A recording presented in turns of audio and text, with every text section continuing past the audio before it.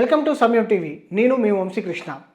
రెండు తెలుగు రాష్ట్రాల్లో కూడా బర్డ్ ఫ్లూ అనేది విజృంభిస్తుంది. అనేక కోళ్ళు కూడా మృత్యువాత పడుతున్నటువంటి పరిస్థితి మనకు కనబడుతుంది. దీంతో పాటుగా రాష్ట్రంలో కూడా కోళ్ళ రేట్లు గణనీయంగా పడిపోయినటువంటి పరిస్థితి కూడా మనం చూస్తున్నాం. చికెన్ తినాలంటేనే ప్రజలు భయపడుతున్నటువంటి పరిస్థితి. ఇలాంటి సందర్భంలోనే వదంతులు కూడా పెద్ద ఎత్తున వ్యాప్తి చెందుతున్నాయి. అవేంటంటే మనుషులలో కూడా బర్డ్ ఫ్లూ సోకిందని ఒక రకంగా ప్రచారం అనేది కొనసాగుతుంది.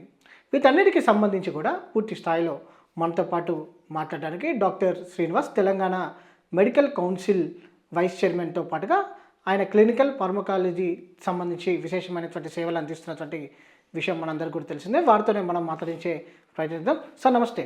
ప్రధానంగా మనం చూస్తూ ఉన్నాము, రెండు తెలుగు రాష్ట్రాల్లో కూడా బర్డ్ ఫ్లూ అనేది చాలా వేగంగా వ్యాప్తి చెందుతున్నటువంటి పరిస్థితి మనకు కనపడుతుంది. కోళ్ళలో కేవలం రెండు తెలుగు రాష్ట్రాలే కాదు, దేశంలోని వివిధ రాష్ట్రాల్లో కూడా సంభవిస్తున్నటువంటి పరిస్థితి మనకు కనపడుతుంది. ఏంది ఇంతకీ బర్డ్ ఫ్లూ వల్ల ఎఫెక్ట్స్ ఎలా ఉండబోతాయి అంటే? సో జనరల్గా బర్డ్ ఫ్లూ ఏంటంటే తెలుగులో కుక్కర వ్యాధి అంటాం. కోళ్ళలో వచ్చేటువంటి బర్డ్ ఫ్లూ ఇది. సో దీన్ని హ్యూమన్ ఇన్ఫ్లుయెంజా ఏ virus, so highly pathogenic human influenza ఏ వైరస్ ద్వారా ఇక వైరస్ అనేది వ్యాప్తి చెందుతుంది. సో ఇది ఏంటంటే మెయిన్గా కోళ్ళకు వచ్చేటువంటి పౌల్ట్రీ ఫార్మ్స్ ద్వారా కోళ్ళకు వచ్చేటువంటి వ్యాధి. జనరల్గా ఏంటంటే ఇది బర్డ్ టు బర్డ్ ట్రాన్స్మిషన్ ఉంటుంది. బట్ మనుషులకు ఎట్లా ట్రాన్స్మిట్ అయిందంటే, ఇది హాఫ్ బాయిల్డ్ చికెన్ తీసుకున్నప్పుడు కానీ, సరైన ఉడకనటువంటి చికెన్ కావచ్చు, తర్వాత మనం పౌల్ట్రీ ఫార్మ్స్ ఎక్స్పోజ్ అయినప్పుడు, తర్వాత ఇన్ఫెక్టెడ్ బర్డ్స్ని మనం తాకినప్పుడు, సెక్రేషన్స్ ద్వారా తాకినప్పుడు మా హ్యూమన్కి బర్డ్ టు హ్యూమన్ ట్రాన్స్మిషన్ వచ్చేటువంటి అవకాశం ఉంటుంది. కాబట్టి ఏంటంటే ఇప్పుడున్నటువంటి ఏదైతే మ్యూటేషన్స్ ఉన్నాయో, ఈ మ్యూటేషన్స్ సంబంధించి human to human virus mutations సంబంధించి ఏంటంటే హ్యూమన్ టు హ్యూమన్ అయ్యేటువంటి వ్యాప్తి చెందే అవకాశం లేదు.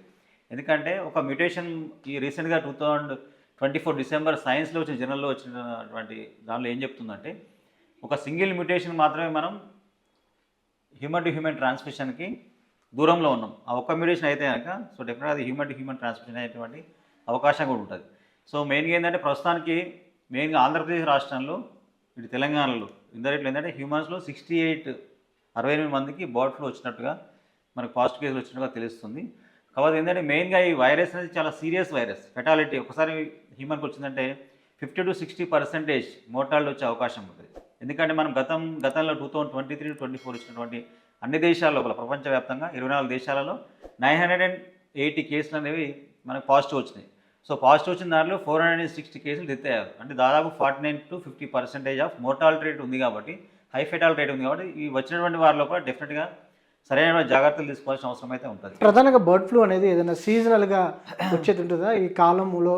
సేమ్ సీజన్ అంటే ఇదే సీజన్ ఇక మనకి ఎవ్రీ ఇయర్ ఏంది. ఇప్పుడు ఇది జనవరి ఫిబ్రవరి ఏదైతే నడుస్తుందో, సో ఈ సీజన్లో ఎవ్రీ ఇయర్ అనేది బర్డ్ ఫ్లూ అనేది పౌల్ట్రీ ఫార్మ్స్ అయితే చాలా గందరగోళంలో ఉన్నాయి. ఇంకా దాదాపు ఏపీ లోపల 4.5 lakhs ఆఫ్ బర్డ్స్ ఏవైతే ఉన్నాయో ఈ చనిపోయినాయి. ఆల్రెడీ చనిపోయిన వాటిని బుల్లింగ్ అంటారు. ఏంటంటే భూమి లోపల వెళ్ళి పాతి పెడుతున్నారు. దాదాపు 4.5 లక్షల యొక్క ఈ కోళ్ళను ఆల్రెడీ అక్కడ పాతి పెట్టారు. సో తర్వాత ఏంటంటే ఇక తెలంగాణ బార్డర్స్ ఏవైతే కర్ణాటక బార్డర్ కావచ్చు, ఆంధ్రప్రదేశ్ బార్డర్ కానీ, మహారాష్ట్ర బార్డర్స్ ఉన్నాయి కదా. సో అక్కడ నుంచి ఏంటంటే అక్కడ ఆల్రెడీ ఇన్ఫెక్ట్ అయిన బర్డ్స్ మా దగ్గర వస్తాయి. కాబట్టి అలాగే check points Telangana government already animal husbandry department నుండి కోఆర్డినేట్ చేసుకొని అక్కడ ఇన్ఫెక్ట్ అయిన బర్డ్స్ ఏవైతే వస్తున్నారో అలా క్లియర్గా గమనించుకుని అక్కడి నుంచి అక్కడ తరలిస్తున్నారు. సో ఇట్లా మనం ప్రివెంట్ చేస్తున్నాం.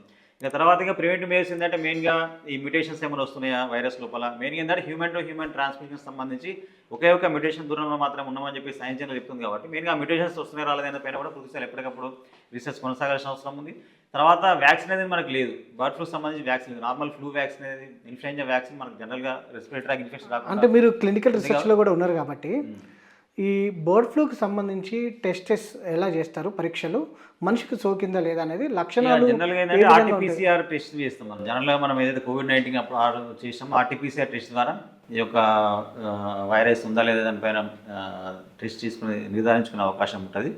సో తర్వాత ఏంటంటే డ్రగ్స్ సంబంధించి ఏంటంటే యాంటీవైరల్ డ్రగ్స్ అందుబాటులో ఉంది. సో ఒసెల్టామైవిర్ అనేది ఫ్లూవిర్ మనకు ట్యాబ్లెట్ ఆల్రెడీ ఉంది. సో ఒసెల్టామైవిర్ డ్రగ్తో మనము దీన్ని వైరస్ని నివారించుకోవచ్చు. తర్వాత ఇంకా సపోర్టివ్ ట్రీట్మెంట్ ఇంపార్టెంట్. సో వైరస్తో పాటు ఇంకేమైనా సెకండరీ ఇన్ఫెక్షన్ వచ్చినప్పుడు కానీ, బ్రాంకోన్యూమోనియా వచ్చినప్పుడు కానీ, ఎక్కువ రెస్పిరేటరీ డ్రగ్ సిండ్రోమ్ వచ్చినప్పుడు కానీ, సెకండరీ ఇన్ఫెక్షన్ వచ్చిందంటే ఆ యొక్క కల్చర్ సెన్సిటివ్ రిపోర్ట్స్ బట్టి, ఏస్ట్ రిపోర్ట్స్ బట్టి దానికి సంబంధించిన యాంటీబయాటిక్స్ మనం తీసుకునే అవకాశం ఉంటుంది. యాంటీవైరల్ డ్రగ్స్ మనకు అందుబాటులో ఉన్నాయి. కాకపోతే మెయిన్ ప్రాబ్లం ఏంటంటే హై ఫెటాలిటీ రేట్ ఉండడము, 50 to 60% అనేది చనిపోయే అవకాశం ఉండడము, ఎక్కువ రెస్పిరేటరీ ఇన్వాల్వ్మెంట్ ఉండడము, తర్వాత అప్పర్ రెస్పిరేటరీ ఇన్వాల్వ్మెంట్ కావడము.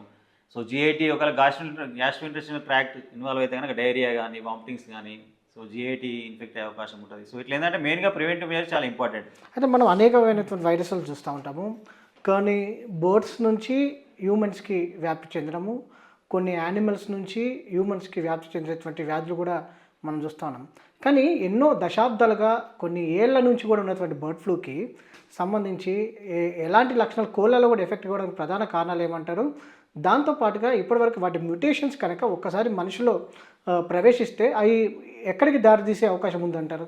అదే ఇప్పుడు దాన్ని పరివర్తనం అంటాం. మెయిన్గా ప్రాబ్లం ఏంటంటే వైరస్ మ్యూటేషన్స్ చెందడం. సో మ్యూటేషన్ చెంది ఏంటంటే కొన్నిసార్లు డ్రగ్ రెసిస్టెన్స్ రావడము. ఈ మ్యూటేషన్స్ వల్ల ఇప్పుడు నేను చెప్తున్నా కదా, ఒకే ఒక మ్యూటేషన్ మాత్రమే వస్తే కనుక ఆ మ్యూటేషన్ వచ్చేస్తే direct human to human transmission వచ్చే అవకాశం ఉంటుంది. ప్రస్తుతం మాత్రం బర్డ్స్ టు హ్యూమన్స్ అయి వస్తుంది. సో హ్యూమన్ టు హ్యూమన్ రావాలంటే ఒక మ్యూటేషన్ దూరంలో మనం ఉన్నామని చెప్పేసి కొత్త జన్మలు చెప్తున్నాయి కాబట్టి, సో ఆ మ్యూటేషన్స్ అవుతున్నాయా లేదా అనేది కూడా ప్రివెంటివ్ మెజర్ చాలా ఇంపార్టెంట్.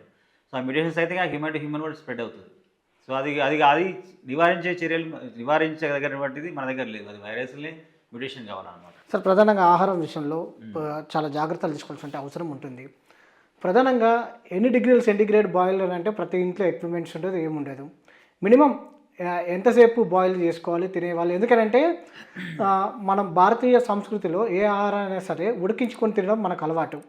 కాబట్టి ఇప్పుడు బర్డ్ ఫ్లూ అనేది ప్రవేశించినటువంటి నేపథ్యంలో ఎంత సేపు ఉడికించుకొని బాయిల్ చేసుకొని తినాల్సిన అవకాశం ఉంటుంది? జనరల్గా ఇప్పుడు మనం ఏదైతే చేస్తున్నామో 20 minutes 30 minutes మినిమం మనం చేయడానికి చేస్తాం కాబట్టి, సో జనరల్గా ఏంటంటే మనం చేసేటువంటి ఉడకబెట్టేటువంటి చికెన్ కావచ్చు, ఆర్ ఎనీ అదర్ రైస్ కానీ, ఇంకా వేరే కర్రీస్ ఏదైతే మనం ఇంట్లో చేస్తూ ఉంటారో జనరల్గా more than 100 to 200 degrees centigrade పైనే ఉంటుంది. సో కాబట్టి ఏంటంటే ఉడికించిన చికెన్ విషయంలో మనం ఎలాంటి భయపడాల్సిన అవసరం లేదు. ఈ half boiled chicken, half boiled eggs కానీ, హాఫ్ బాయిల్డ్గా సరిగ్గా ఉడకకుండా పచ్చిగా తీసుకోవడము. ఇప్పుడు ఆల్రెడీ ప్రజల లోపల, సమాజం లోపల ఈ బర్డ్ ఫ్లూ గురించి ఆల్రెడీ వాళ్ళకి అవేర్నెస్ వచ్చింది కాబట్టి, so majority public already chicken rates అనేది తగ్గిపోయినాయి. కాకపోతే చికెన్ తినడం బెటర్ అయ్యి ఇప్పుడున్నటువంటి దాంట్లో కూడా ఏంటంటే ఫుల్లీ బాయిల్ చేసుకొని కన్జ్యూమ్ చేయడంలో తప్పేం లేదు. కాకపోతే హాఫ్ చేయడము. తర్వాత కొంతమంది ఏం చేయాలంటే ఈ పౌల్ట్రీ ఫామ్ చికెన్ అమ్మేటువంటి వాళ్ళు ఏదైతే ఆల్రెడీ బర్డ్ ఫ్లూ వచ్చినటువంటి బర్డ్స్ ఉన్నాయి కదా, సో దాన్ని కూడా బయట సేల్ చేయకపోవడం మంచిది. ఇప్పుడు యానిమల్ హస్బెండరీ డిపార్ట్మెంట్ వాళ్ళు కూడా ఎప్పటికప్పుడు ఈ చెక్ పాయింట్ చెక్ చేస్తున్నారు. రీసెంట్గా ఏంటంటే హైదరాబాద్ని బర్డ్ ఫ్లూ సోకినటువంటి వాటిని సేల్ చేసిన వారిపైన కూడా వాళ్ళు కేసులు నమోదు చేశారు. సో పౌల్ట్రీకి సంబంధించిన వాళ్ళు, అమ్మేటువంటి వాళ్ళు ఎవరైతే ఉన్నారో వాళ్ళు కూడా బర్డ్ ఫ్లూ వచ్చినటువంటి బర్డ్స్ని బల్లింగ్ అంటే ఏంటంటే భూమిలో తవ్వి పాతి పెట్టాల్సిన అవసరం ఉంది. అప్పుడు మాత్రమే దీన్ని నివారించుకోవచ్చు. సో ఏంటంటే ప్రజలందరూ కూడా ఒకటే విషయం చేసుకోవాలి, మెయిన్గా ప్రివెంటివ్ మెజర్స్ చాలా ఇంపార్టెంట్ కాబట్టి. సో ఇన్ఫెక్టెడ్ బర్డ్స్ తాకపోవడము, పౌల్ట్రీ ఫార్మ్ దగ్గర మనం జనరల్గా అయితే వెళ్ళాము.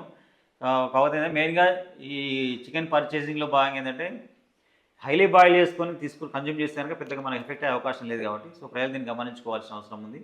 సో మెయిన్గా ఏంటంటే ఇంకా హైలీ హ్యాండ్ హైజీన్ కూడా చాలా ఇంపార్టెంట్. మనం ఎక్కడ పడితే అక్కడ తట్టుకొని మన నోటికి తాకడము, కళ్ళ నుంచి తాకడము, చేతులు పరిశుభ్రంగా ఉంచుకోకపోవడము. కొన్నిసార్లు మాస్కులు కూడా ఇంపార్టెంట్. N95 మాస్కులు గతంలో ఏదైతే కోవిడ్-19 పాండమిక్ సంబంధించి చెప్పామో, సో ఇది కూడా స్ప్రెడ్ అయ్యేది డ్రాప్లెట్స్లోనే స్ప్రెడ్ అవుతుంది కాబట్టి, సో మాస్కులు ధరించుకోవడము, హ్యాండ్ హైజీన్ పరిశుభ్రంగా ఉంచుకోవడం, ఇట్లాంటివి పాటిస్తే డెఫినెట్గా మనం ఈ బర్డ్ ఫ్లూ గురించి కూడా దూరమయ్యే అవకాశం ఉంటుంది.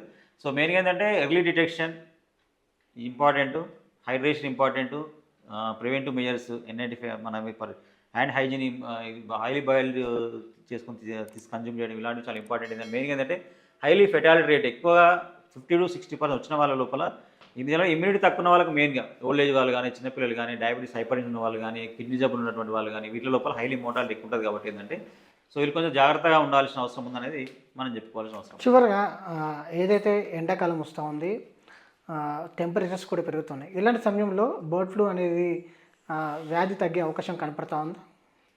అంటే temperature more than 70-80 degrees centigrade అప్పుడు మనం అనుకున్నది మోర్ దాన్ 70 ఉంటే బర్డ్ ఫ్లూ వైరస్ చనిపోతుంది. సో మనం ఇప్పుడున్న పెరిగే టెంపరేచర్స్కి బర్డ్ ఫ్లూ వైరస్ సంబంధం లేదు.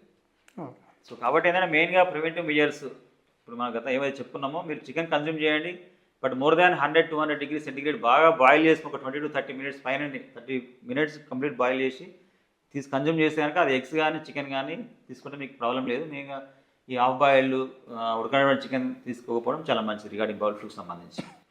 ఇది మొత్తం మీద మనం చూస్తూ ఉన్నాం, బర్డ్ ఫ్లూ అనేది ఇప్పటికే 2 తెలుగు రాష్ట్రాల్లో కావచ్చు, దేశంలోని అనేక రాష్ట్రాల్లో కూడా కొంత ఎక్కువగా కనిపిస్తున్నటువంటి నేపథ్యంలో ప్రజలు కూడా అప్రమత్తంగా ఉండాల్సిన అవసరం ఉందని కూడా తెలియజేస్తా ఉన్నారు. దాంతోపాటుగా హాఫ్ బాయిల్డ్ చికెన్ కావచ్చు, హాఫ్ బాయిల్డ్ ఎగ్స్ కావచ్చు, ఏదైతే తినకూడదని కూడా చెప్తున్నారు. పూర్తి స్థాయిలో కన్జ్యూమ్ చేసినప్పుడు పూర్తి స్థాయిలో ఉడికించుకొని తినాలనేది కూడా వారు సూచించినటువంటి పరిస్థితి కూడా మనకు కనిపిస్తూ ఉంది.